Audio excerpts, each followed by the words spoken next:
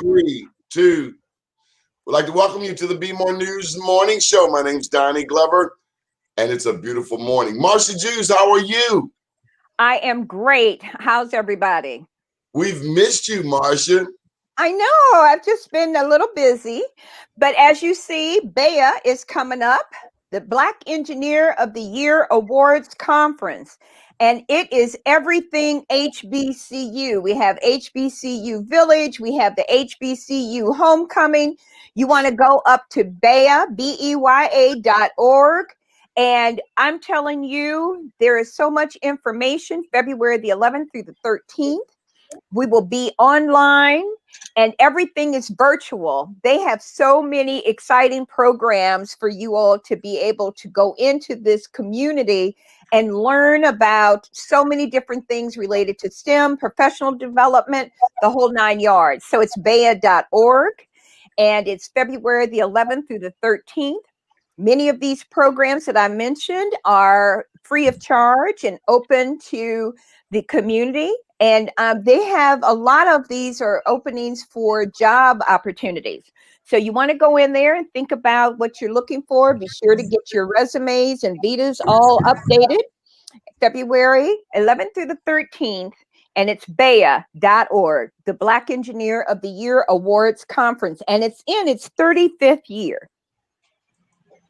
35 years. That's a huge word of congratulations to Dr. Tyrone Taborn. Kavette, good morning. Good morning. Good to see Neil you all today.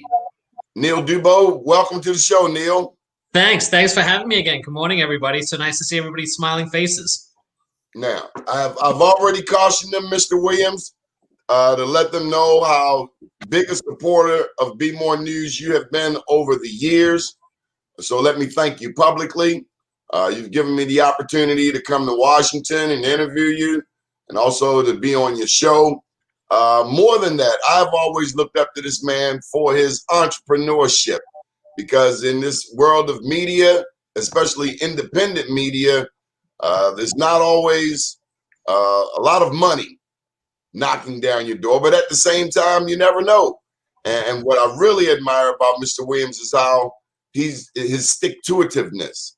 And he's been able to do with what few, I think, have been able to do. Without further ado, the one and only, and my friend, Mr. Armstrong Williams. Good morning. Good morning, everyone. Good morning. Good morning, Mr. Williams. Yes, good morning. He's given us the Fox look. Okay, so what's happening in your world, Mr. Williams? You know, we're located literally 200 feet? Less than that from the Senate office buildings, less than a 1 minute walk to the Capitol Hill Police, less than a 5 minute walk from the Supreme Court, and less than a 7 minute walk from the U.S. Capitol. And over the last 48 hours, you know, we've seen the city totally transformed. You know, it's one thing to have 20,000 troops going to Katrina in New Orleans for recovery in a natural disaster. It's another thing when you have them come to the nation's capital in a defense mindset because the intelligence is telling them for some reason, based on what happened on January 6th, which we were there, we were inside the Capitol, we were covering it in real time, that their intelligence reports that there's a possibility that it could be violence, there could be bloodshed. I don't know if you heard earlier this morning, even the airlines, particularly American Airlines, are not allowing anyone coming to DC for the inauguration to check their firearms and the luggage because they want to use every precaution to make sure that this inauguration goes as smooth for President and Vice President-elect Biden and Kamala Harris, and it should. So we're surrounded by an encampment of a military zone. You have to think about this. On the outside of the Capitol, there are literally 10 blocks that are shut down, literally. Wall-to-wall cages shut down, surrounding the entire perimeter of the U.S. Capitol. And on the other side, on Pennsylvania Avenue, there's another 15 blocks that are totally shut down. Now, you can tell on Monday it was a little chaotic, but when I came in this morning, because we went live around 6:30, you could tell they were more organized, it was more seamless, and we had a chance to talk to the military and the Capitol Hill Police. They have everything in place now they bring in 20,000 National Guards. Think about that. 20,000. That's a huge operation, which you can never, ever underestimate.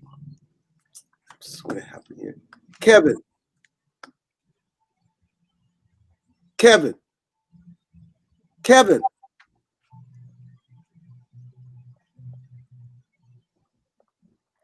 We're still live, though.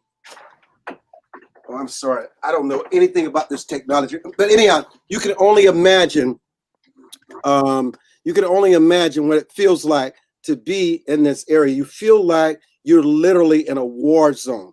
It's like a war zone. They have these huge military trucks that block the streets from one end to the other. You got police that are with lights everywhere. Traffic is being redirected. And all you can see, and they always know more than you. That's the bottom line.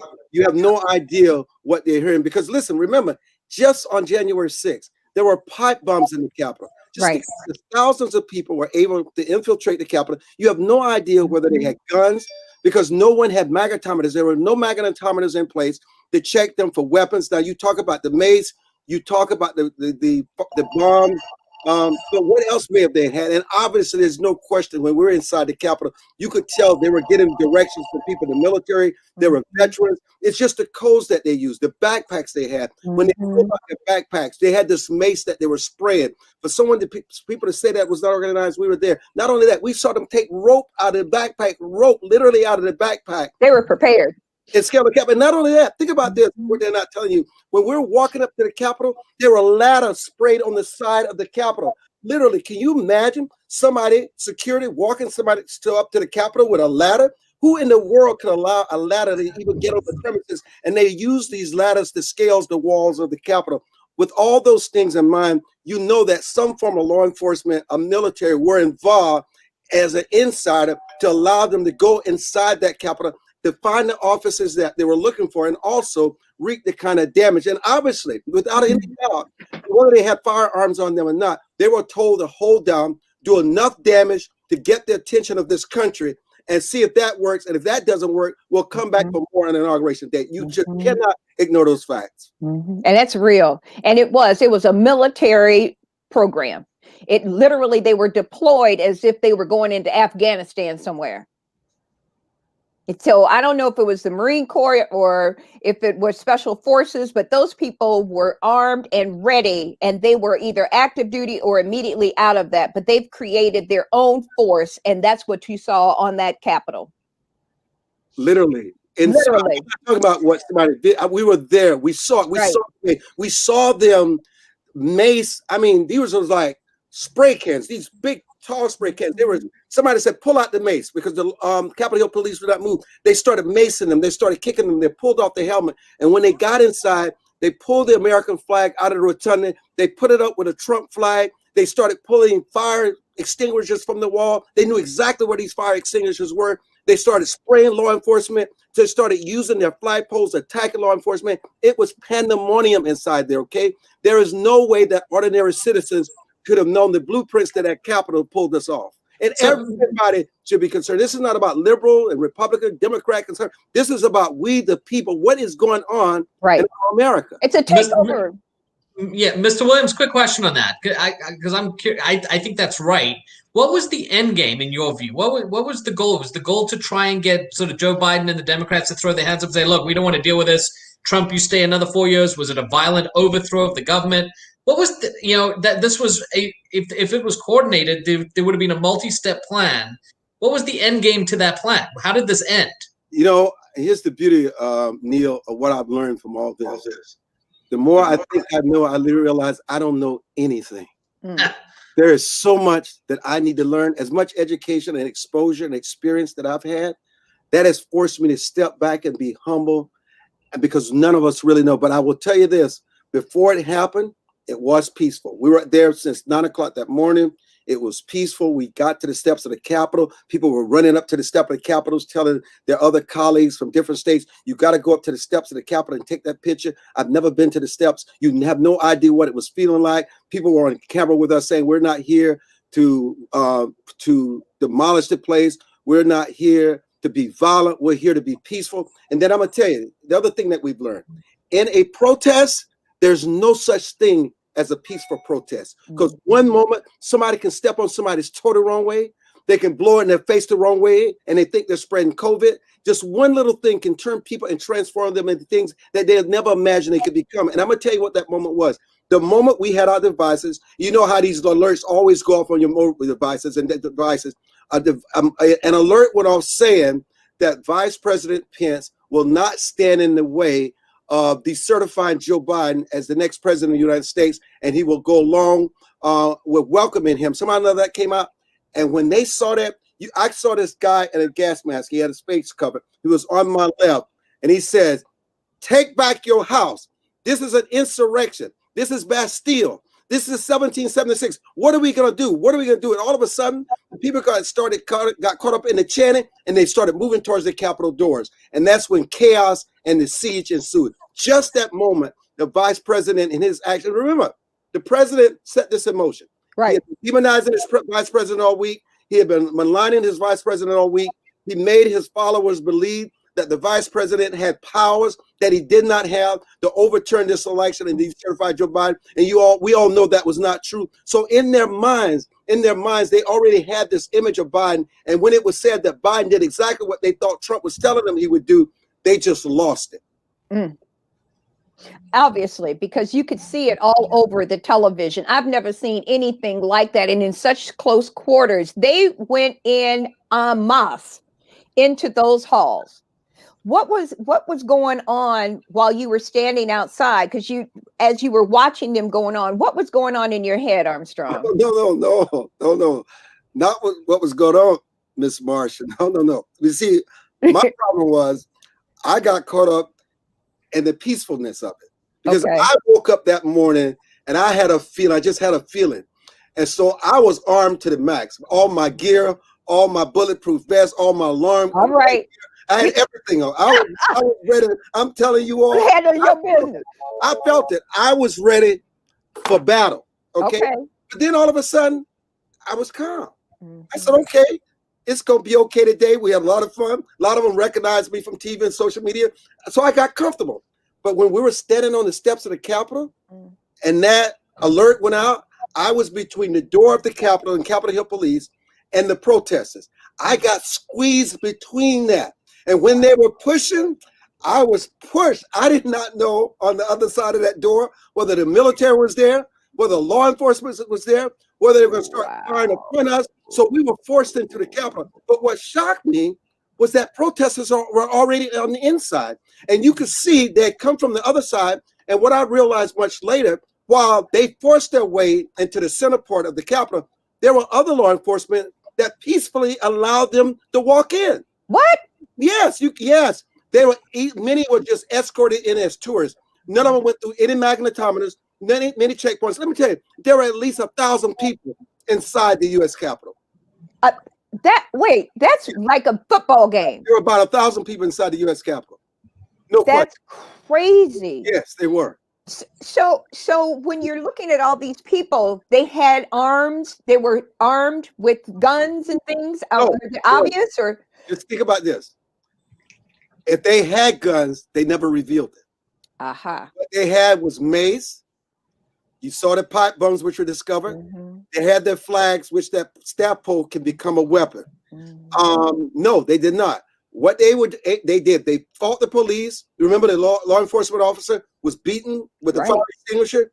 That happened. We saw that in real time. Oh my God. No one, if they had a gun, they never fired. As if it was so controlled in that environment, guns, whether they had them or not, somehow they had the discipline or something was communicated. No guns inside the Capitol. And if you think about this, you're breaching the United States Capitol when you all 535 members of Congress doing their business. The Speaker of the House is at the podium. You have the Senate, Mitch McConnell, all in the House. You have the Vice President of the United States in the House.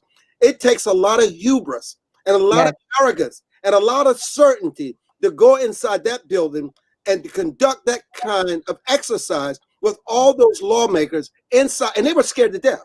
They were frightened. They should have been.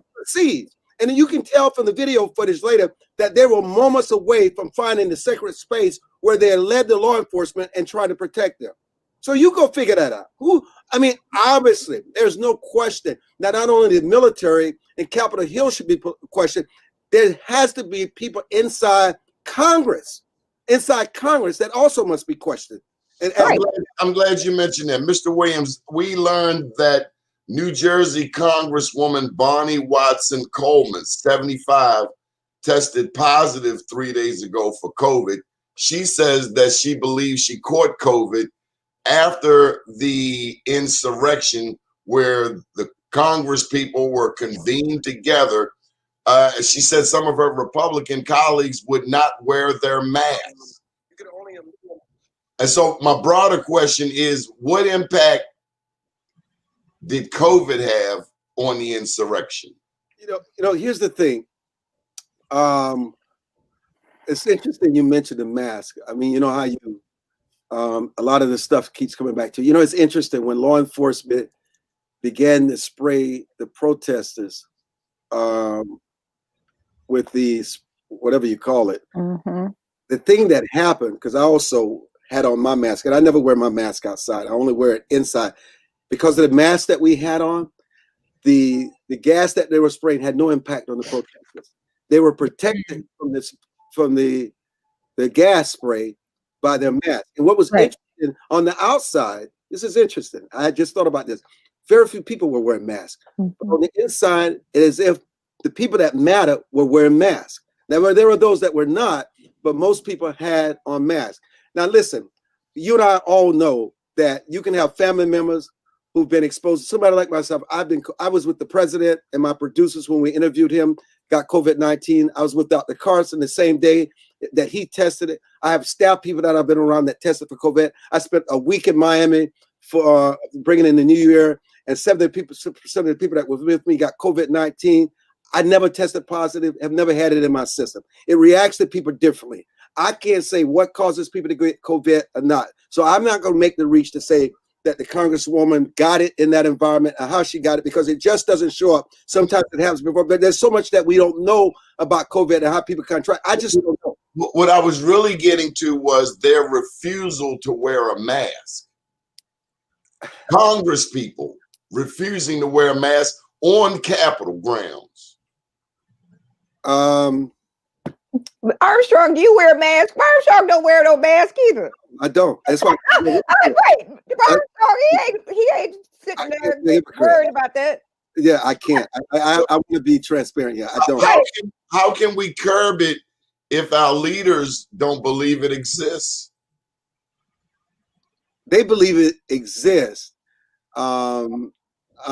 It's just that I guess in that body, I mean, I think it's a thing. A lot of people like to say that people following the lead of the president, but I believe that the president had early on asked people to wear masks. Many of them would have rebelled against him. He would have lost them. They're just people who feel they're just not going to sacrifice. So you said he didn't push the mask issue because it would have killed his crowd. That's right. That's exactly right. That's very wise, and I agree with you. That's exactly right. And that's a decision that they made. I understand the consequences of not wearing the mask, but to me, I'd rather die in the fight than die being isolated at home. That's just the way some people think. I am not going to allow myself to be restricted, change my way of life because of COVID-19, even though, but I do use the precautions. But Mr. Williams said, I got a question on that. I have my sprays, I have my gloves. And if people say to me, if I'm around them, I would prefer you're wearing a mask, I'll wear the mask out of respect, because it's not about So what you're doing is you're really sort of addressing two things at the same time. The one is the mask wearing, the other is the lockdowns and the state, local, and national lockdowns that have caused a lot of people to feel as though the government has imposed on that.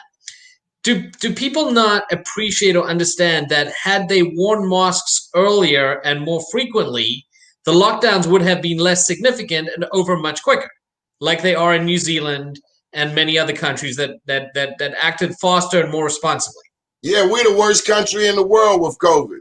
You know, Neil, I do know there is that narrative that exists, but also places like New York and other places that have the most draconian laws in place, they still have the highest cases of COVID-19. And some of the places that are very loose in their laws, they have the least cases of COVID-19. All I'm saying to you, yeah, that may be true for some people, but it's not the same narrative in every other place. There's just much that we don't know about. So it seems like mosques were a strange thing to sort of be that hill to die on, I guess figuratively and literally in some cases. When wearing a mask is such a minimal intrusion, and the benefit that could have been gained long term from doing it would have been so significant. It seemed like a strange thing to say, absolutely, on this hill we will die. Mosques, no mosques for us. Seems odd. But I'm gonna tell you what is even It's not really odd. when I'm you sorry, think about when you think of it. Yeah, no, I'm just replying to Neil. I said it's not really odd when you think about the arrogance of Americans. I mean, and that's what it shows up. You know, Americans believe that we can do whatever we want to do and we're not going to be affected because it doesn't happen to us. And we're seeing that that is absolutely not true. But also, Kavette, to be fair here, and I'm so honored to be a part of this conversation. To be fair here, it is one thing when people, the leaders, tell their constituency to do one thing, but you realize in their hearts and in their actions, they're not doing it either. Even the governor of New York and his mother, the governor of California and his going to the fundraiser. I mean, and what it shows as human beings, it's very difficult to change what we've known all our lives in 1 year. I mean, it's more than just a mindset, because sometimes we be ourselves without even thinking about it. And so that's why when it happens to Newsom and when it happens to Cuomo, I'm less to judge them. Why? Because even though I know this is what's best, but I still want to be with my mother for Thanksgiving. She's 90 years old and she probably has only a few years to live. And so I understand the contradictions. And so I think if politicians were a little more human about it, you got to do your best. You got to be respectful. You got to use your judgment. We got to trust the American people. No, we don't want to force a national mask policy, but at least in our judgment, let us try to use the best judgment to make sure that we ensure the safety of others. Because listen, there will be those contradictions. That's just who we are. We can't, and you're right, Kavette, it's more than just arrogance. It's who we are. We're so freedom loving. We think that we are different from everybody else because we would think we're the best in the world, but yet this coronavirus is humbling all of us. Over 350,000 people have already died. You can't. I'm glad you mentioned the we and us thing, because what was stated as this insurrection was unfolding is that if Black people had been scaling the wall of the Capitol or breaking windows and climbing through Congress, we would have been shot on the lawn before we even got to the building. So is it still we and us, or is it we Black people and we white people? Or because I'm not sure that I'm welcome in that circle. You know, I tell you, this may surprise you. I actually, when I was watching the violence and the vandalism inside the Capitol, it crossed my mind. If this were Black Lives Matter, how would it be different? I'm gonna tell you what the difference is, because I've thought about this. The difference is that you have a president who's sympathetic to his protesters and his supporters. Because when Black Lives Matters or Antifa were in Washington, D.C., we've already seen the kind of force that can be assembled to protect those sacred grounds. And I think what is even deeper is that because the president has such sympathy for those protesters, I think it trickles down to the military and law enforcement. And I think just because you wear a uniform, it doesn't tell you what the political thoughts of your heart is and where your policies are and where your loyalties are. I think a lot of people in military garb and law enforcement garb, because of the talk about defund the police, the police feel as though they're being disrespected. I think they have more of an affinity to President Trump. So I think for his protesters, because they feel they probably have more in common with them, they would with somebody else. I think there's a certain sympathy, there's a certain leeway that they give them that they would not give to others. And so I don't think, I think it's obvious that when you, especially when you saw them scaling the walls, they saw themselves. They saw a part of themselves that they've been holding inside of themselves. They've been outraged about, whether it's about Black Lives Matter, whether it's about the Democratic left, or whatever you want to call it. I think what was on full display were the true feelings of people, because the uniform doesn't tell you about a person's politics. And just because you wear a uniform doesn't tell me that you're non-biased and that you're neutral and you serve the country. No, I think that's the one thing that we have to dig deeper. I think what the military and law enforcement showed us on January 6th what their true and deep colors were and how they really feel about what's going on in this country. So Armstrong, I just need to say this because I grew up in South Bend, Indiana. South Bend, Indiana, with all that. I lived in Houston, Texas, and then I lived in Conroe, but you had to go through Cut and Shoot, Texas to get to Conroe. So I've seen those people before. I worked with the United States Marine Corps, and I've seen what some of those people have done. This is a mindset. These people do not want the typical, it's okay, democratic freedom that they have seen Black people thrive in and people of color. They are racist. If those had been Black people at the Black Lives Matter, scaling walls, breaking down doors, they would have been shot on sight. Those people are in the hills of Pennsylvania. They're sitting in offices. They're running major corporations. There was a CEO that was out there. He just got fired. There's a Republican congressman just got put in jail. These people are through every level of this nation, and they want to take their country back. Time out.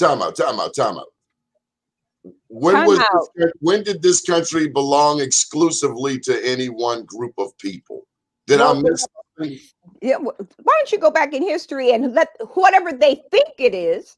Oh, well, that's a different story. Look at all of the governments and how it's been managed throughout the whole history of this nation. But she makes a great point, Mr. Armstrong, and it makes me wonder, May 31st is the 100th commemoration of the destruction of Tulsa's Greenwood District, aka Black Wall Street. And that was the most devastating show of force on Black people, on any people in this country.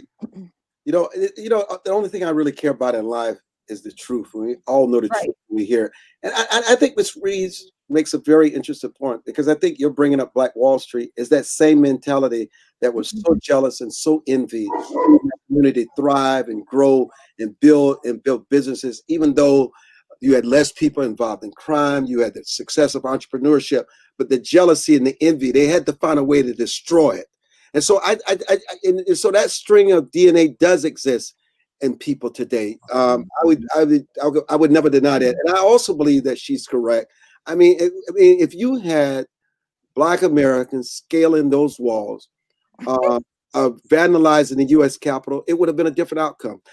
I know President-elect Joe Biden said this, but there's a truth to that. You just cannot ignore that. The outcome would have been different. It just right. What also comes to mind is Wilmington, North Carolina, 1898, where a similar mob went in and removed all of the Black elected officials and their white supporters. I think you know something about Wilmington. You're from that vicinity, right? South Carolina. Well, anyway, the second impeachment. Any thoughts on the impeachment? That's the latest news.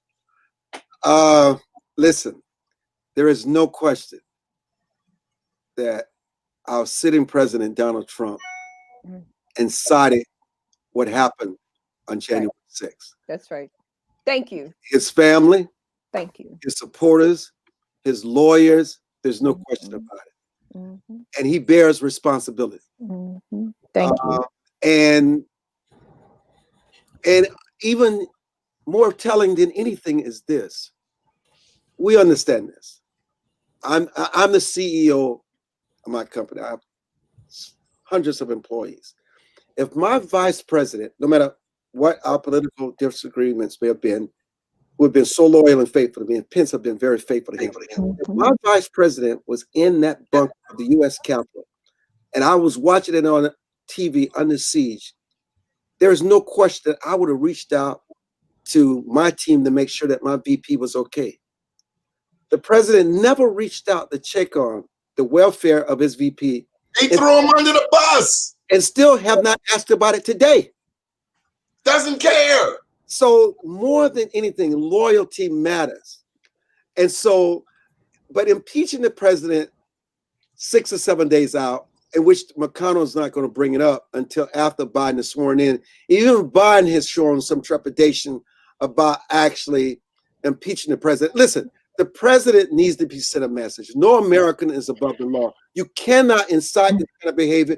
And I mean, I used to think he had 9 lives. I mean, the fact that how the Lord has continued to show him mercy and his grace in life, and he just shows no respect for it. He tramples on it. At some point, the president needs to be sent a message that you've got to be held accountable like everybody else. But how do you send that message? But it was sent to him on November 3rd, and he called it fake news and said that he won in a landslide and it got stolen from him.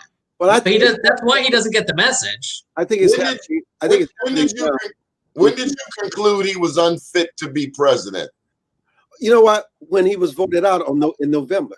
And it's not because he was unfit. It's just that the American people decided that Joe Biden and Kamala Harris were the people that were going to lead them for the next 4 years. And once the election was over, and I've said it then, I'll say it now, Biden and Harris became my president and vice president of the United States. I respect and believe in the will of the people.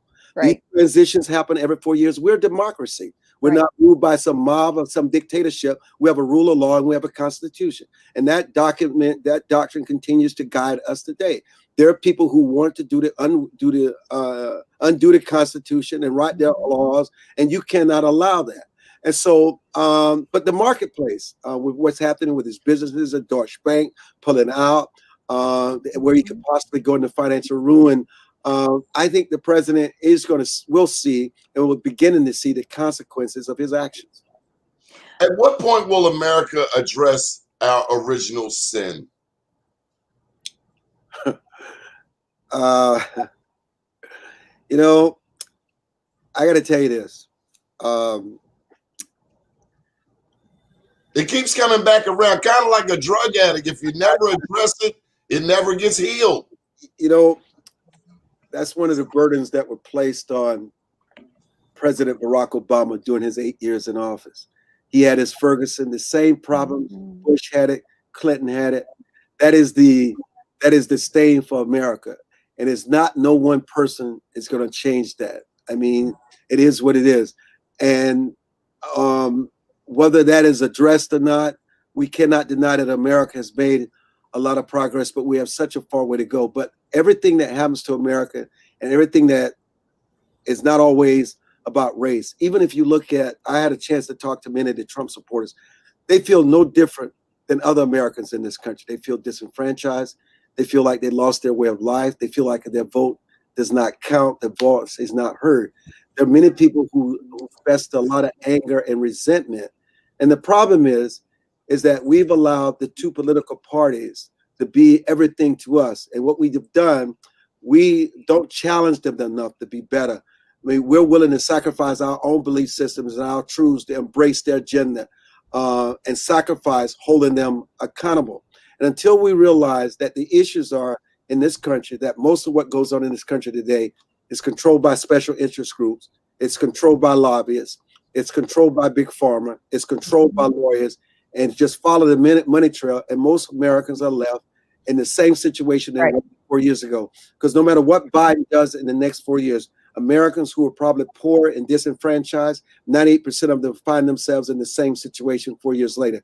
You got to change these structures where it works for the everyday working man, including the tax system and a lot of structures that we have in place. And no government is going to be able to do that. But how do we get to that place? If we're shutting down plants in communities where people have been working, where we're not using coal like we used to, and people no longer have the coal mines, if where people were able to work and get a decent income, where we are accustomed to having, because we're workers, but we're now shipping everything over, or everything is coming in. The major corporations who are getting these big tax breaks are moving out of the country. They're setting up over in where, God knows where, in China and everywhere else. They're farming out their businesses. They're setting up these assembly lines in other countries. And so Americans aren't working.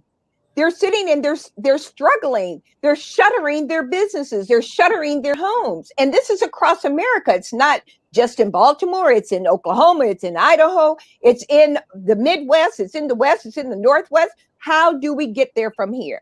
Because what we've allowed in the name of technology and big businesses, We allow companies like Amazon and Walmart to build and to grow, and nobody ever figures out what are they displacing in the process. Right. What do we lose in the process?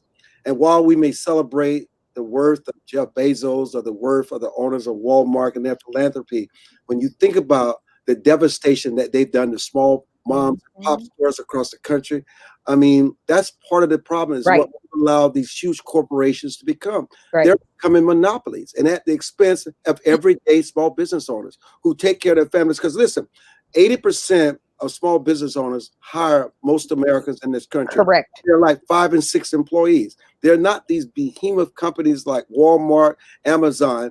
And what they've done, they have literally shut down an economy that existed for almost 75 to 100 years. It's just almost overnight. So then do you think it's Last possible question, for please. them to, do you think it's possible for us to, as a community, to shift into technology and to embracing it? And what I'm talking about is, okay, yeah, we've got the Walmarts and the Amazons online, but if we are conscientiously as community members, as individuals, focusing in on purchasing from smaller businesses that are online, can't we create a shift on our own in that direction? I mean, that's the same thing as us being conscious in the Black community about buying from Black businesses. You know, you ask yourself, how often does a dollar circulate in the Black community? Just think about how often that dollar circulates versus the Jewish communities or other communities. And it's also it's a mindset. It just doesn't stay in the community. There's no place for it to stay. Where's it going to go? We don't have the businesses that we used to have in our communities. How are you going to make the dollar flow in the community, right? A hustler will always be a hustler. Mr. Williams, I got to ask you, has America realized it's time to also, since we haven't addressed our original sin, slavery, since I've been asked, what about privilege, specifically white privilege? Do you think white privilege has come on trial yet? Well, you know what? I don't even know if I embrace white privilege. You know, people who have wealth and who have access. Well, we concluded Black Lives Matter when it got shot. Yeah. You know, look, I think it's more of a class issue than black and white. It's really what it boils down to. And the bottom line is that people in power and people who have wealth is going to have a certain privilege that other people just don't have. It's just unfortunate. And another thing that I consider to be privileged is when you grow up in the world today with a strong two-parent household. I mean, we forget about that. With a strong father and a strong mother, and you make sure they grow up in an environment where there's a good educational system, and you create and hone their skills. I mean, privilege doesn't start when you have the wealth. It starts what you're able to pass on to your children, pass on to them home ownership, or pass on them where you can pay for their college education so they're not saddled with debt. I mean, there's all kinds. I mean, even the homeschool, even the online learning with a lot of kids today that we don't talk about. A lot of these kids are really depressed. They need their social skills. They need to interact with their friends. While this experiment may work for some, but a lot of these inner cities, it doesn't work for a lot of these kids. And the results are devastating. And you don't hear this in the media. But the bottom line is, I believe this. Yes, there's racism, pockets of it will always exist. Disenfranchisement will always exist. But I think Kavette makes a very important point. At some point, we've got to get back to the entrepreneurial way, but because before the 60s, before the Civil Rights Bill passed, 80% of Black Americans in this country were literate. 80 of them had businesses. Their kids were educated. They had thriving communities. Crime literally did not almost exist. There were very few out of wedlock births. And you ask yourself why, when you were at the height of racism and bigotry and dangerous segregation, and all of a sudden all these things were legislated and put in place, what changed? There are certain things that the government can do for us. There's a role that the benevolent government can play, but it should not play the primary role. Drugs took over our communities. People with big giant ships and airplanes brought drugs from other countries to our Black neighborhoods, and they dispersed it, and so that they would destroy the minds and the spirits of all the Black people and the other people of color. So they wanted to be in control, and that's how they control us. To this day, they do the same thing. Mr. Williams, were you disappointed at all with Dr. Ben Carson? I'm never disappointed with Dr. Ben Carson. Is that the same Ben Carson? I don't know that man. That's a different. Let me give you a different perspective. God uses all of us in a different way. And Dr. Carson and the president, as outrageous as he can be, there are things that Dr. Carson shared and talked to him about that if he did not, I cannot even imagine. Listen, you may not understand the role that he plays, but Dr. Carson would never sacrifice or compromise his moral striving. He always tells the president what he thinks. The president never listens. He doesn't listen to anybody, but he respects Dr. Carson. Dr. Carson is loyal. Dr. Carson is doing a fantastic job at HUD, especially with these opportunity zones. And Dr. Carson is loyal. And I respect loyalty. If I cannot be loyal to somebody, I'm going to just resign and step aside. That's my bottom line. Dr. Carson he's like the only one that didn't get fired in the administration, isn't he? He's not going to get fired. And he's the only one that Trump doesn't criticize. Somebody has to turn the lights off.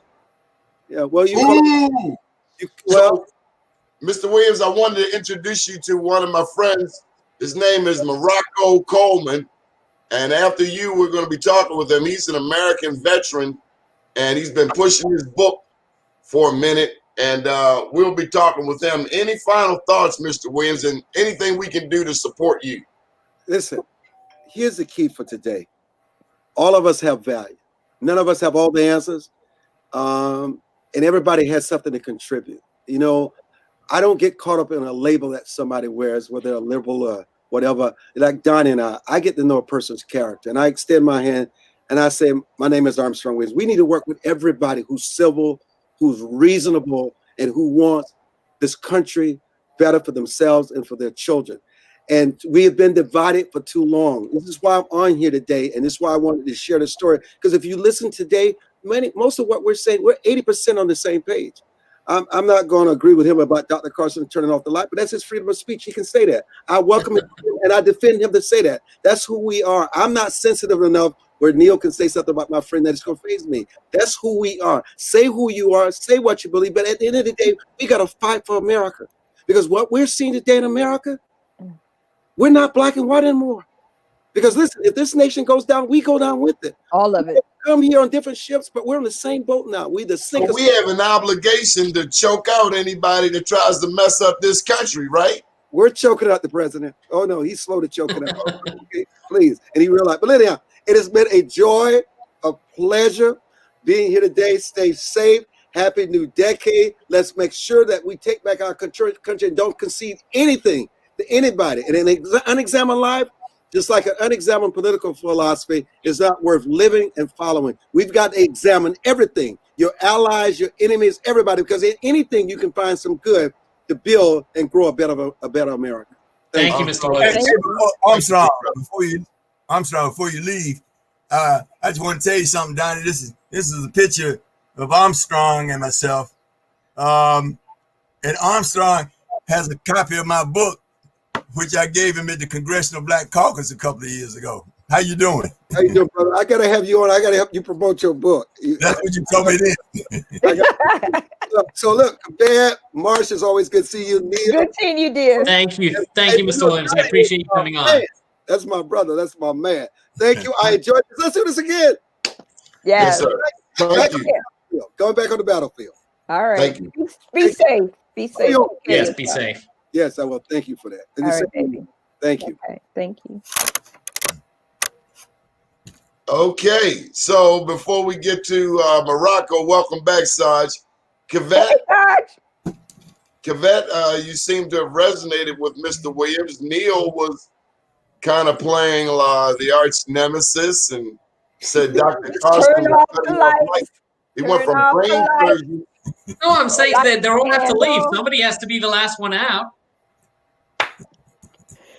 Woo, Gotta be somebody. Go ahead, Neil. Go ahead, Neil. I'm still reminded he's still a brain surgeon.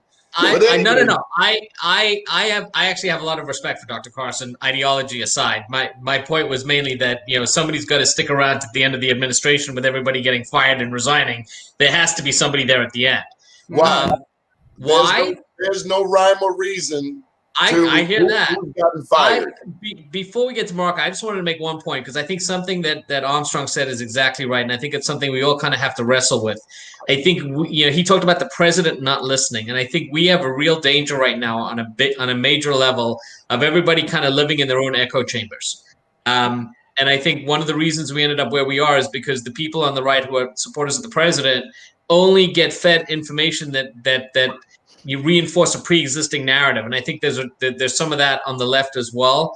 And I think we have to recognize that not everybody's easily pigeonholed into groups. I think we have to kind of reconcile the fact that there were plenty of voters who voted for Barack Obama and Donald Trump. Right? Those people are neither socialists nor racists. Most people are not ideological. We may be, most people are not. I've not met enough people to make that generalization. I think most people vote, at least in my experience, not for ideological reasons, but based on who they think will improve their lives, whether you live in a city. I think people vote for who's attractive. We can get to that on another discussion. I want to move on to Morocco Coleman, one of my heroes, one of my new heroes, Vietnam soldier, coming full circle. Morocco, welcome back to the show. Thank you, and greetings to everybody. So, Morocco, we haven't seen you since we talked last week about the storming of the Capitol. How have you been recuperating since you've gotten 2 new U.S. senators in the Senate? Well, how's Georgia? It's been exciting here in Atlanta and throughout Georgia to look and see how successful we were with the fight behind these 2 gentlemen that were successful as senators. And I want to give props also to you and to Clarence Tiger Davis. You gave Tiger the platform to come here and to bring me with him to start up our new organization here in Georgia, Veterans United for Progress. And what Tiger had was an idea to saturate the state of Georgia and reach out to veterans in the little small towns and throughout the state. And each one of us has relatives somewhere and friends. And that was what we did, was galvanized and made that happen.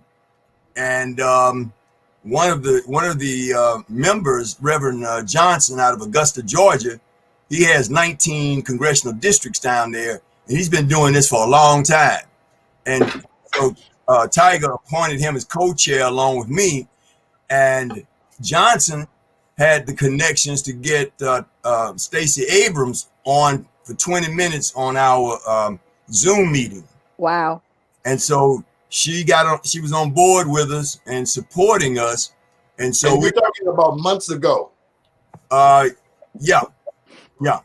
So she was able to provide support for us, and we're going to continue working with her and keep that organization going, because as we go down the road, there are going to be many other things that open up, and we want to keep that Veterans Coalition there and our connections with the machine that Stacey Abrams has built. Okay, so bring me up to speed. We haven't talked with you since the impeachment, and since really since last week. What have been your thoughts as to what you've seen on television from Georgia? I'm happy to see, and Neil we were kind of bouncing this around last week. The thing about should he be impeached, and should 25th Amendment be put in place, and for many there was a feeling that it's a waste of time, it's going to take too long, it has no effectiveness, etc. But I am glad that yesterday that the president was impeached, because at least it's throwing him off stride, it's throwing a monkey wrench into things, anything to slow down these next 4, 5, or 6 days, and before he leaves office, because I'm still afraid that was just a dry run on the Capitol. It was. Somebody told the state police, the National Guard, the Capitol Police, and other protective agencies like that, somebody gave the order for them to stand down, stay out of the way. It was an inside job. And it could only come from on high. And just now on MSNBC, they were talking about and showed documentation where there were people that left where Trump was firing them up and saying, let's go down to the Capitol and everything, it showed some of the people that left earlier and went down into the area of the Capitol, and they're on film strategizing on how they were going to attack weak points and how they were going to take over. And they're showing this was a coordinated effort, and it was more than what we just thought, where it was just groupthink and we all gonna march on the place and raise sand and whatnot. This was as we know it and figured out, this was a concerted effort. It was a coup, and it was real clear about it. And, you know, being military, you already know what that looks like and how they develop that strategy. So you sat in those strategy sessions before you attack something. You saw what it was, you know what it is. And so the question I have is, who is at that level? While Trump and his friends and family were sitting in a tent out in the back of the White House, watching this on a big jumbo television. Not They're just watching watching, the whole Ms. thing, Martha. Not just drinking. watching, celebrating, partying. Well, right. They were drinking and having a good time and enjoying it was a spectator sport. And so when you sit here and you're looking at that madness, it's like, wait a minute, there is somebody in that tent who was part of the development and the strategy to make that happen. And they were all sitting in there kibitzing about it. And you can't tell me anything any differently because they were way too comfortable. They were laughing too hard. And had that been something that they did not know, they would have been in shock and shut that whole thing down. And there would have been a different outcome with what was happening coming out of that White House. I know that there was somebody in that room, somebody's plural, who were part of the orchestration of that coup. Well, like any great party that's going on and you're having a wonderful time, you don't want that party to end. So somebody in that room, as you said, had the power and the authority, right, to say, I do not want the National Guard or any military installations to step forward or into this realm here in period. the period. And it can only he got on the horn and made it happen. Yeah, that came from on high. No question. As high as you can get. No question. Yeah. And you can see it. And particularly, Morocco, do me a favor, because you were in the military, you understand how orders come down. Talk through the succession of leadership within a military organization structure before you go into a strike in an area. Well, it's almost like in a job, where you got the worker bees, and then you got the supervisor, and then you got the supervisor's manager, and then you got the director and the director owner. So it's the chain of command. Mm-hmm. And that chain of command, for instance, the National Guard, before they can move or could have come into that area riding in on that white horse, they would have to be called upon. Now, you got a commander or a high-ranking officer, let's say a colonel, full bird colonel or lieutenant colonel of the National Guard, and he or she says, I think we need to get over there, but we don't have the authority. So what I'm going to do is call up the chain of command to the general or to the full bird colonel and see if we can be authorized or have permission to go. Or if they need us, they might not know what's going on. Mm-hmm. And once that contact was made, somebody says, no, Colonel, you stand down. But sir, this is happening, that's happening. Did you understand orders? Stand down. Mm-hmm. And so you say, well, doggone, the colonel or the general, man, that sure is bold to see that happening and we didn't do anything about it. Well, that officer is far removed from putting his career on the line to go against those orders. Now, I was talking to a buddy of mine last night, and he's not. Yeah, he is. He was Navy back in the 50s, and he was saying that that the generals at this point and chiefs of staff have all talked, and they have made it abundantly clear that if they get any orders from on high to go and carry out orders that are orders that they consider that are illegal, more or less, and that's a subjective term, Right. In other words, if Trump starts giving orders to them and want them to step a certain way or to go into shooting down people in the streets or whatever, they have already made it. And he said they're not going to do it. I said, well, that's a broad brush. You might have some that have gotten together and said, we're not going to carry out these unlawful orders. And if I feel that it's unlawful, then they'll give me a court martial, but at least I've got to stand another day and I can present a cogent reason as to why I did not carry out that order, et cetera, et cetera. The only problem with that is there are maybe 150 generals, Right, in all of the military services. And so one by one, you start going down to the next general, until you get to a general that says, hey, this is going to help my career. I don't care what those Joint Chiefs says, I'm going to follow the orders. So that's one of the problems.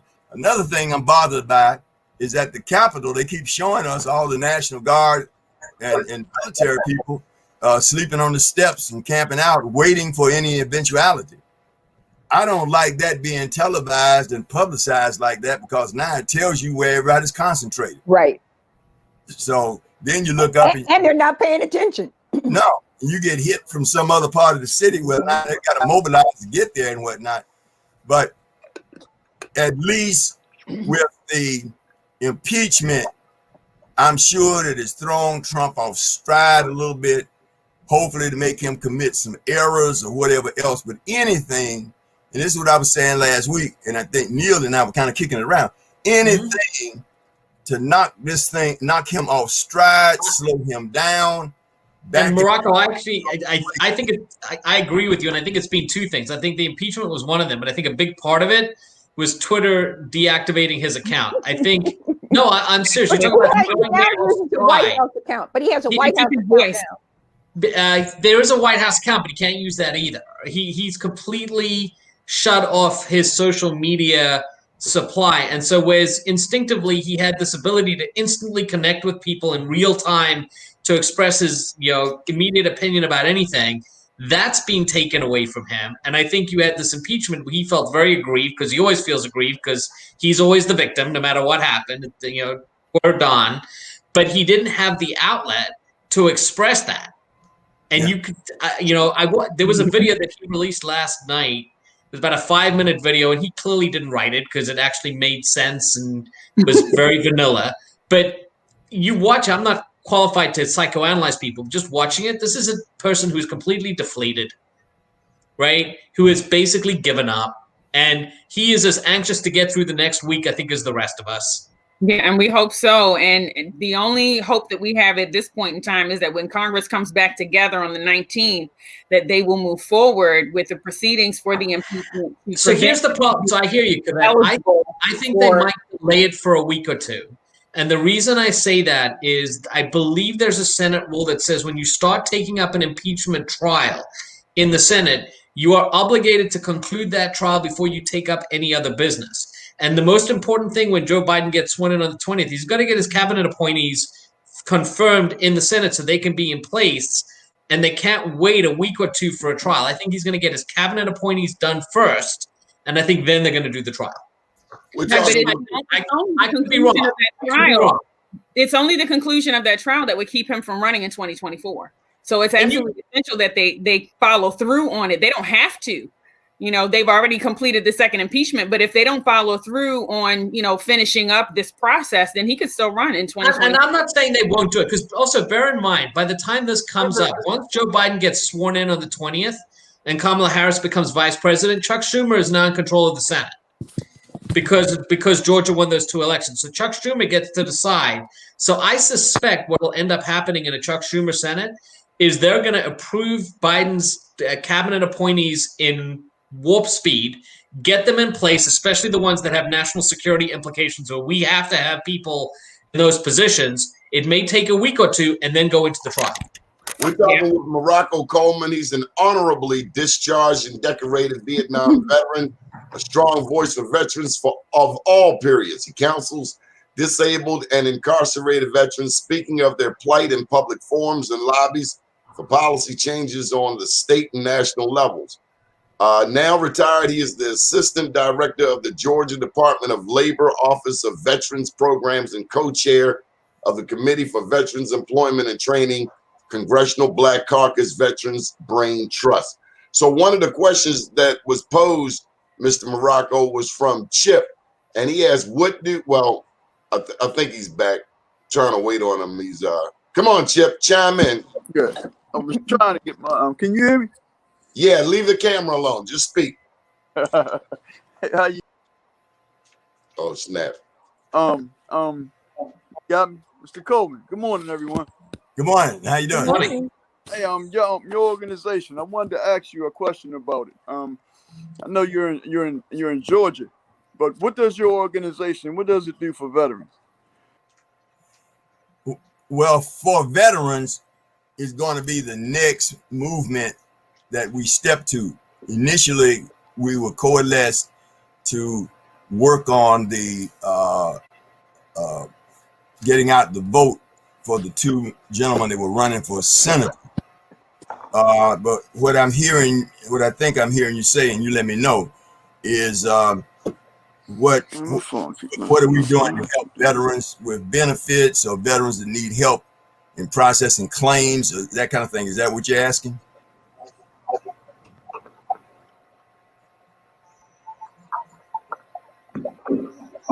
Well, Chip, he asked your question, Chip. No, I apologize, but I was disconnected. I missed it. You was talking about the two gentlemen that ran for Congress, and that's the last thing I heard. yeah, that was what the coalition that we put together recently was for, and we're going to keep it together to provide things for the community and for other political offices. But I think I'm hearing you ask what's available to help veterans with benefits or claims and that kind of thing. Is that what you're asking? Yeah, kind of.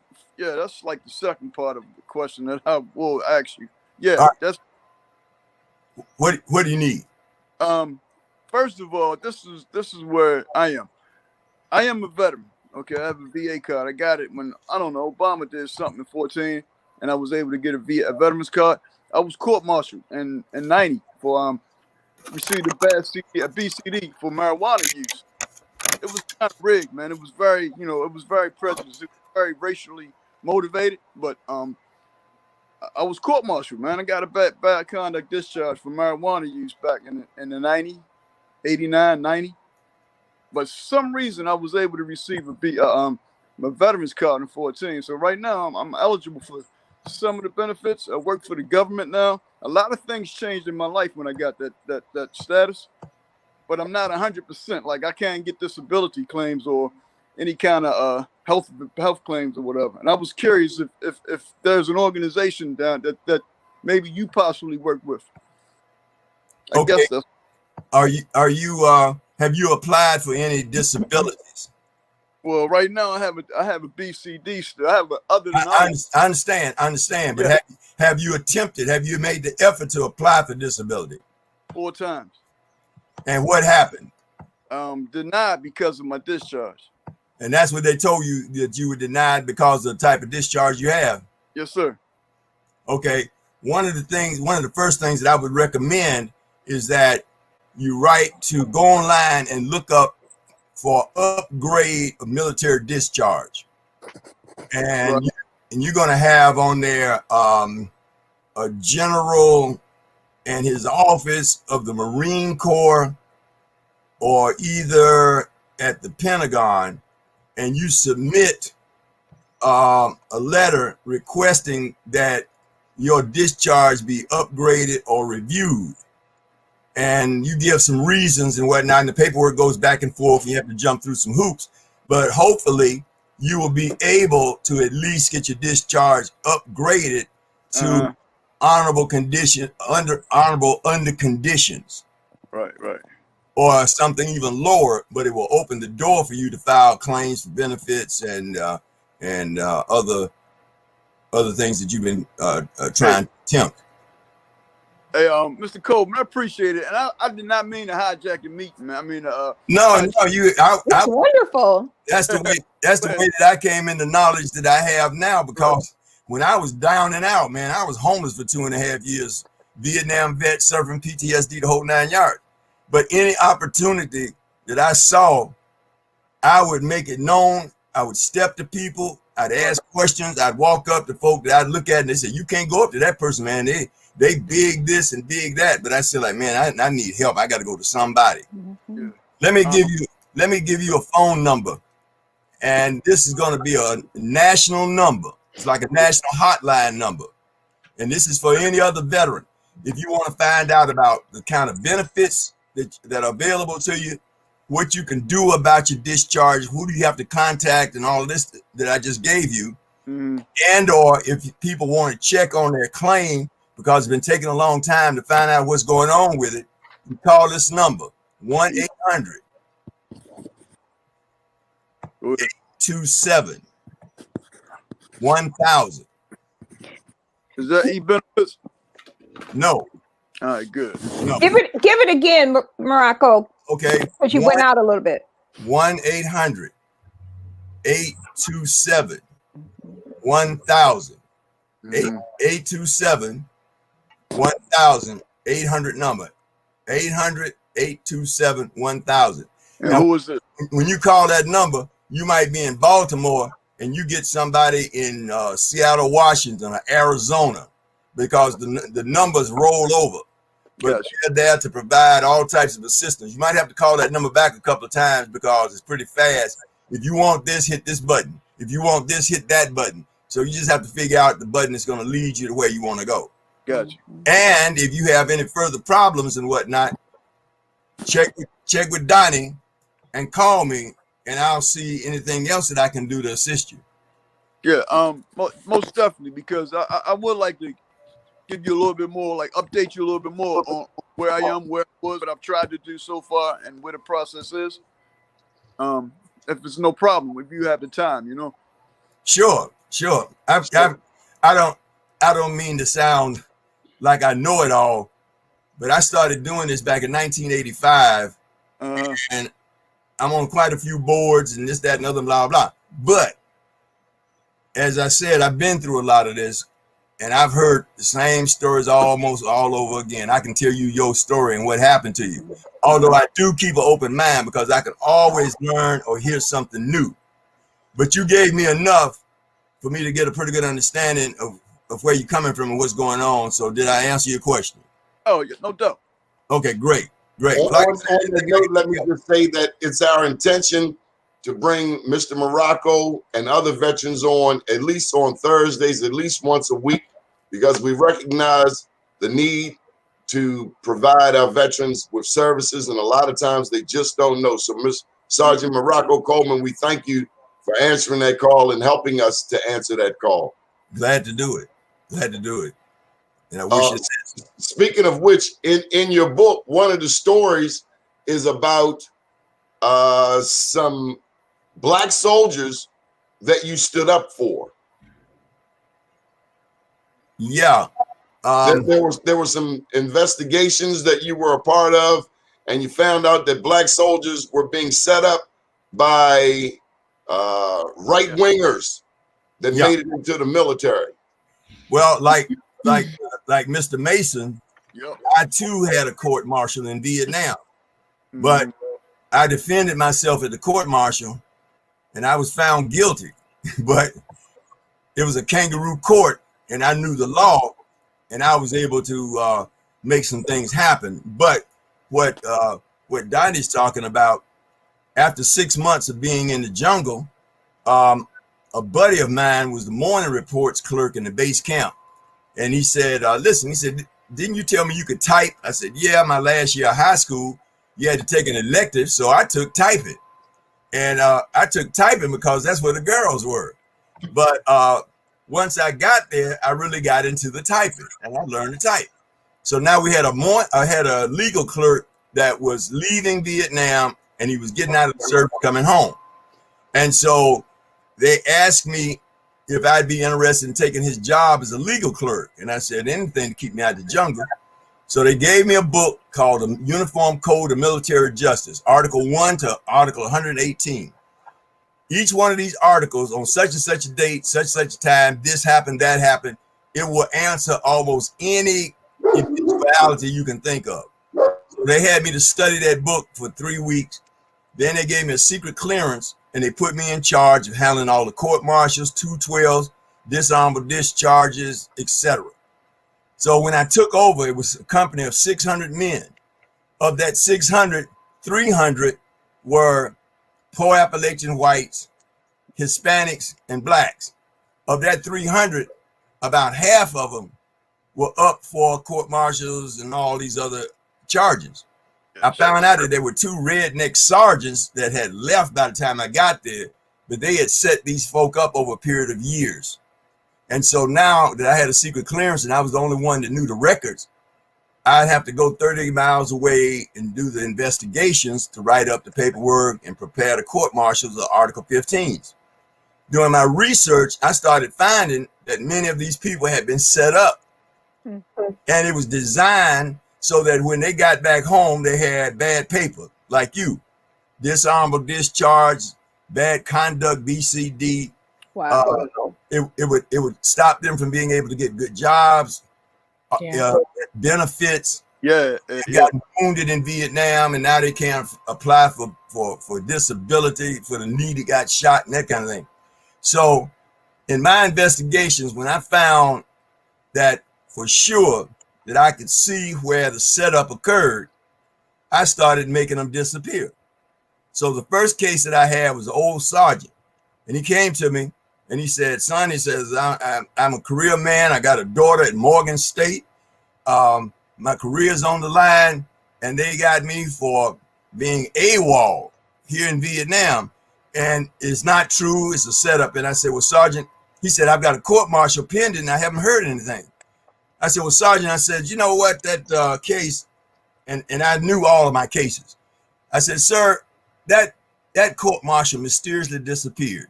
He said, what do you mean, son? I said, it doesn't exist any longer. So once he understood what I was telling him, he said, well, how much do you want? I said, nothing. He said, well, do you want drugs or something? I said, no. He said, you drink liquor? I said, yes. He said, all right, I'm gonna bring you something. So he brought me a bottle of Johnny Walker Red, Johnny Walker Black. I told him at that time, I said, but Sarge, I said, listen, if I ever hear that this conversation took place, if I ever hear an iota of what you and I have talked about, those court martial papers will mysteriously reappear. And so he never said anything. And so it went on like that. And I started getting other people off. Now, if you did something that was heinous or really something that was beyond the pale, I processed that court martial Article 15 on through. But when I saw the opportunity to save somebody where they had been illegally set up and everything, I made it disappear. And nobody ever told anything. But I met a girl at Bennett College before I went to Vietnam, and she had gotten involved with the Black Panthers. So I was tired of the illegalities of things that I saw happening in Vietnam, with blacks being put into combat situations more, with discriminatory practices and everything. So I wrote a letter to John Johnson, publisher of Ebony magazine. And I asked him if he could get a congressional investigating committee to look into some of the things that I'm talking about going on in Vietnam. Unbeknownst to me, a month later, the young lady at Bennett College sent me a letter. She said, right on, brother, this is what we need is more veterans like you to speak out. And I'm saying, what? I unfolded in the letter, and here was a copy of the letter. And when I got ready to sign it, I said, well, I'm not going to sign this letter to Johnson. You know, I won't get in trouble. But I said, the heck with it. If I'm bold enough to write, I should be bold enough to sign my name. So I signed my name. I told him where I was and what I was doing, everything but my serial number. That letter turned up in the letters to the editor section of a 1968 Ebony magazine. And that was the first time ever that Ebony published 2 magazines in the same month. Wow. The first one was the regular Ebony, and then this was a special edition. The only other time that that's happened is when President Obama was in office, and there were 2 different ebonies came out. And so I went 30 miles away to the nearest PX to buy up all the ebonies, because it was usually like 6 or 7 of them on the shelf. I went there, man, the shelf had about 30 ebonies on the shelf. I didn't have enough money to buy them up. So this is a copy of that ebony magazine. I love it. Congratulations. 1968. Congratulations. On the I love cover, it. it features brothers in every war, from the Revolutionary War all the way up to Vietnam. Right on. And so now the powers that be got a hold of that letter, and they started coming for me. So after being in the jungle for 6 months, you develop a sixth sense where something's coming for you, coming at you, and that kind of thing. So something was riding on the wind that was coming for me. Didn't know what it was. So I used to walk out on the perimeter at night in the base camp, which was about 1.5 miles. I'm walking out there one night, smoking a joint, getting into my cerebral. What's coming? What's coming after me? Something bad is upon me. I don't know what it is. And all of a sudden, at the corner of my eye out here on the perimeter, it's dark. There's nobody out there except these guard towers every 50 yards. I see something out the corner of my eye, and I see a white guy stalking along the jungle line with his weapon. Well, there's nobody out here but me. So I stepped into the tree line, and when he came by, I jumped him and took him down and started choking him with his rifle. And I said, "Who sent you? Who sent you?" And before he could answer, an MP Jeep pulled up out of nowhere, out in the middle of nowhere. And 2 great big fed, corn-fed, Kentucky-looking E6 Sergeant MPs jumped out, put 45s to my head, handcuffed me, took me back to the base camp, called my commanding officer in, called the first sergeant in, who was black, and everybody's sitting there. And this guy that I took down is saying that that I was trying to leave the compound, and he was on guard duty, and he tried to stop me, and I attacked him. So I jumped on him and started kind of roughing him up. They pulled me off of him. He started lying again, and I knocked him out the chair, and I hit him, and they pulled me off of him, and they said, "Cease and desist." Well, they gave me a lawful order. I got to stand down there. And so he started lying on me again, and I looked up, and I said, "Charlie out in the jungle pointed a weapon at me, and he pulled the trigger." I said, "You pointed a weapon at me and never got a chance to pull the trigger." I said, "But I'm going to show you how to do it." I said, "I'm going to kill you, MF, if it's the last thing I do." And everybody got quiet.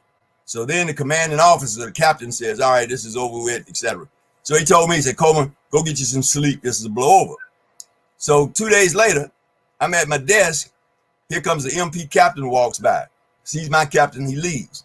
My captain comes out and he said, "Listen, Coleman, I don't know how to tell you this." He said, "Oh, heck, you do these every day." So he put down on my desk court-martial papers.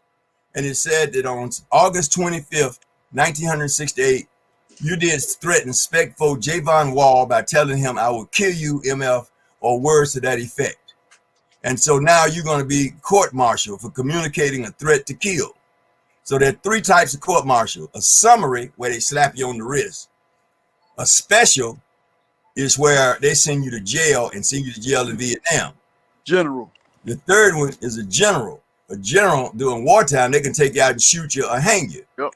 So I decided I'm going to handle my own court-martial because I know my case and I know court-martial. So at the beginning of the court-martial, a colonel was trying me. I had my witnesses for character, et cetera, I cross-examined, and I was showing that I communicated that threat because for a moment, I was temporarily insane. After being out in the jungle and everything, this guy pointed a weapon at me. I lost it. He was the enemy.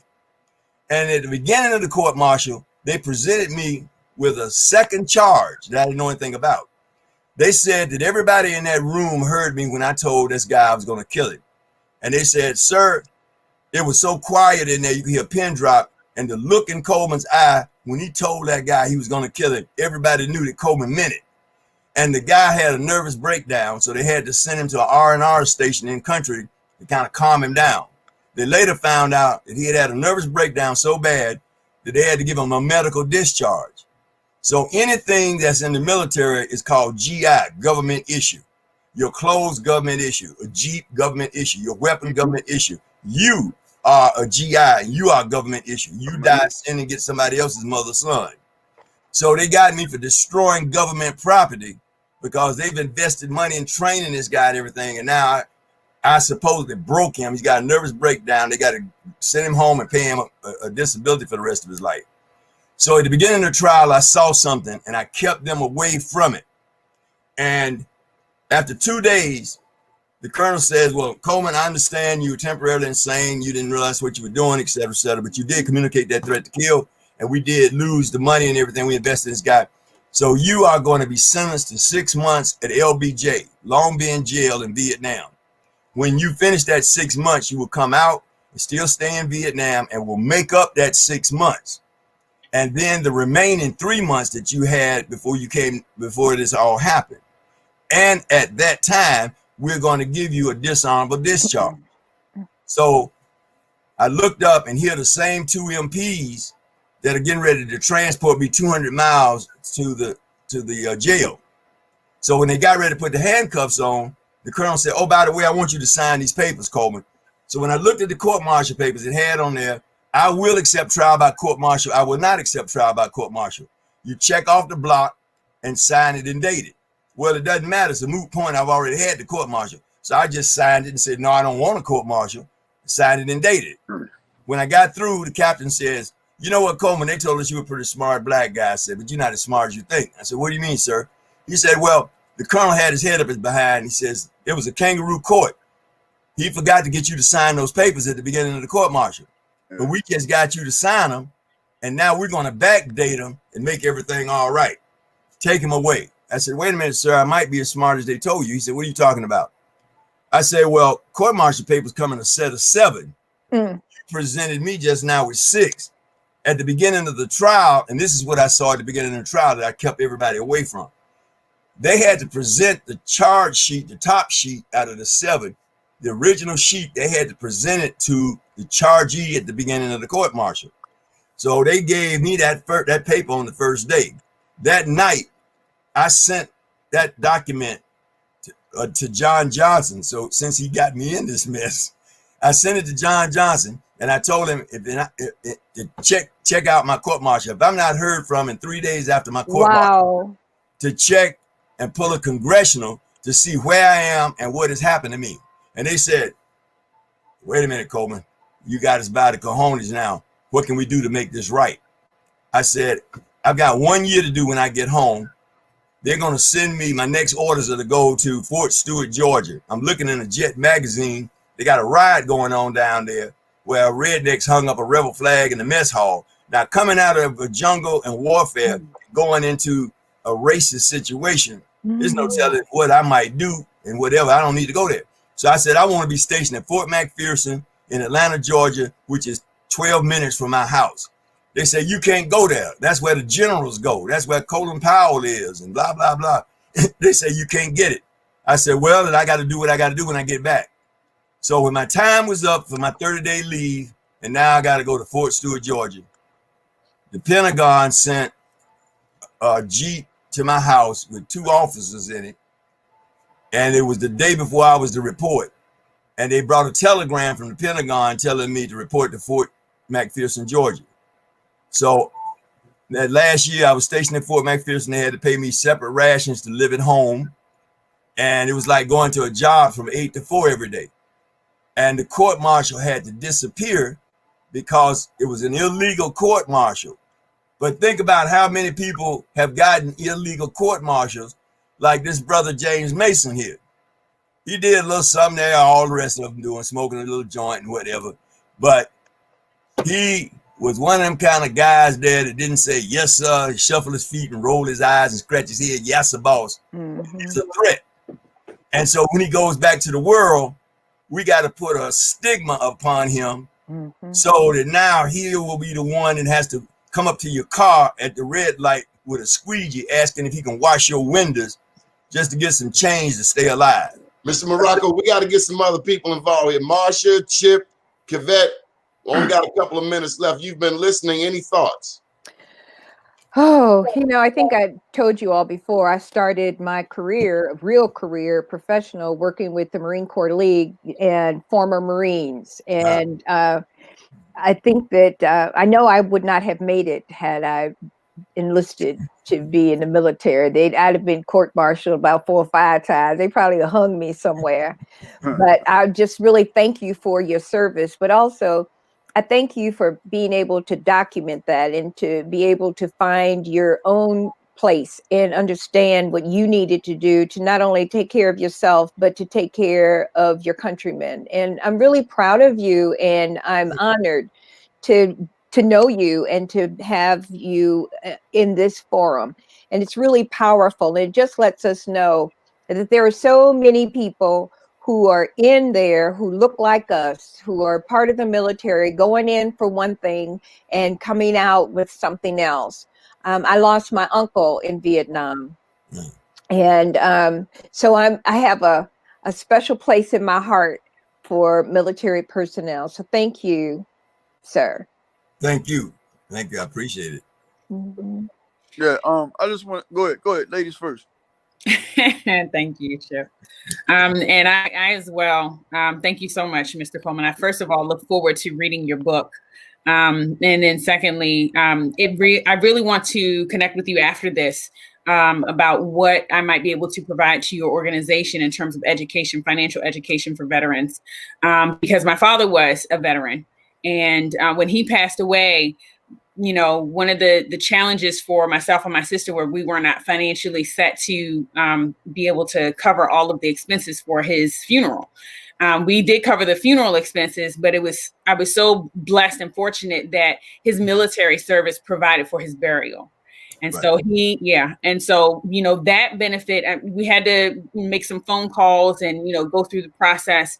But I'm so grateful for, he served in Vietnam. He was in training. One of his buddies at his funeral service shared the story that he actually ended up accidentally in the middle of live fire when they were doing a training exercise and was able to, get out of that.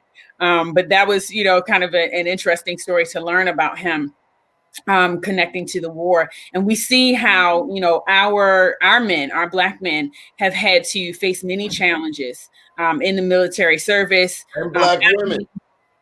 Yes, men and women, absolutely, in the military service. Well, women have a whole nother level of issues that they're dealing with in the military service. So, just dealing from the perspective of men first, it's going as men, as Black men in the military, they're dealing with the race issue and then having to come home and deal with that. Women have a whole nother, level of issues to deal with just because they're women. Including sexual assault and rape. And absolutely. Men have been sexually assaulted in the military. Absolutely. Absolutely. And, being able to, and for me, it's recognizing how those traumas affect them emotionally and making their money management decisions is where I'm able to come into play and give the support that maybe is necessary. So I'd love to talk to you about that more. All right. Let me say this right quick. I work with some female veterans. Mm-hmm.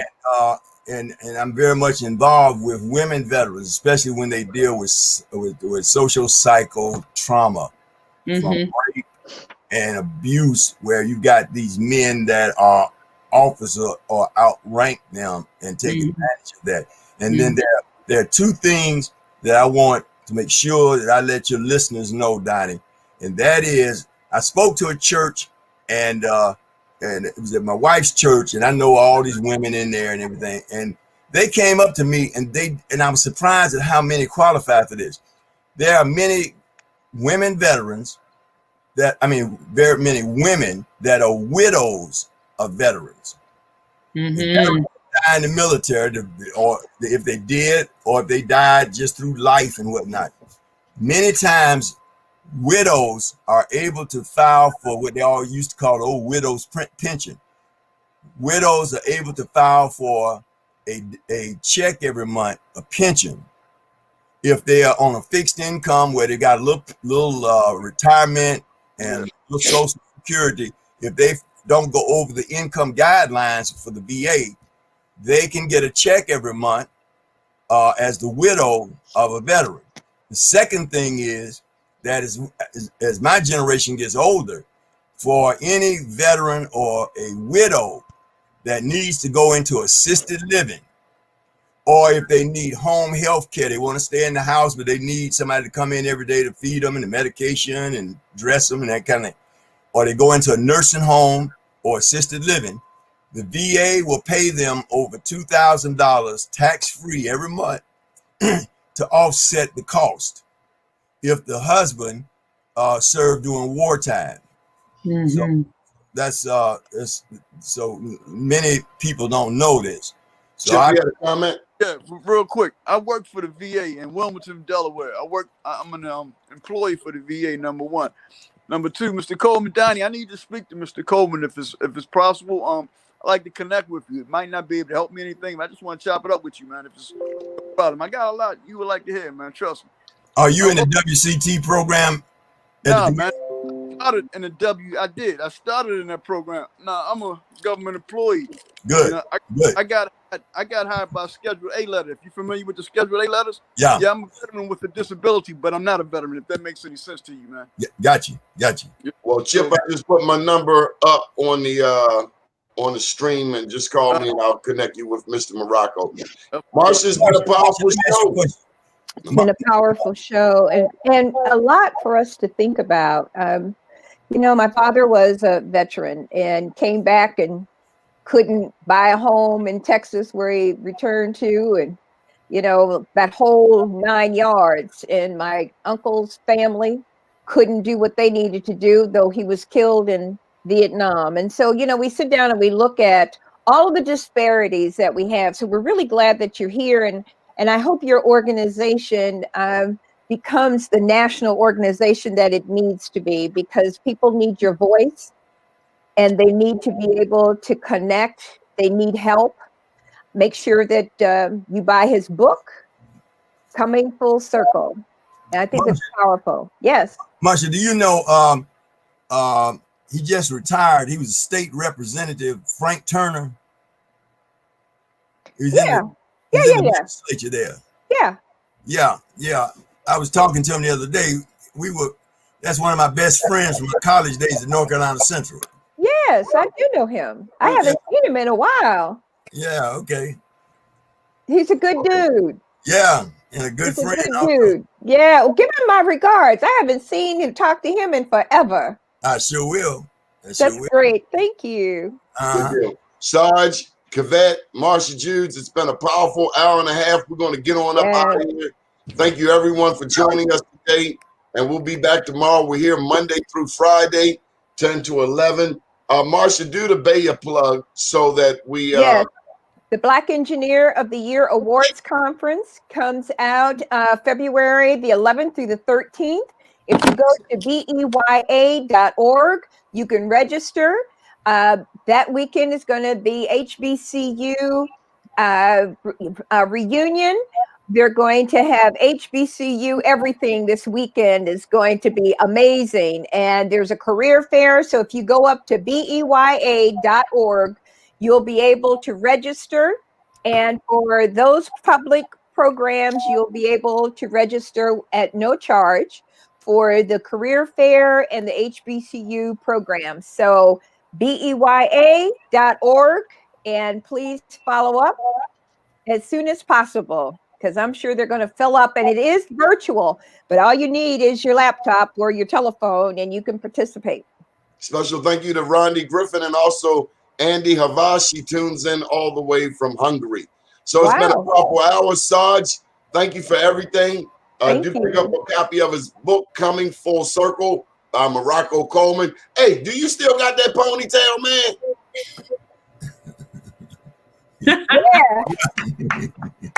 Hey, so Sarge.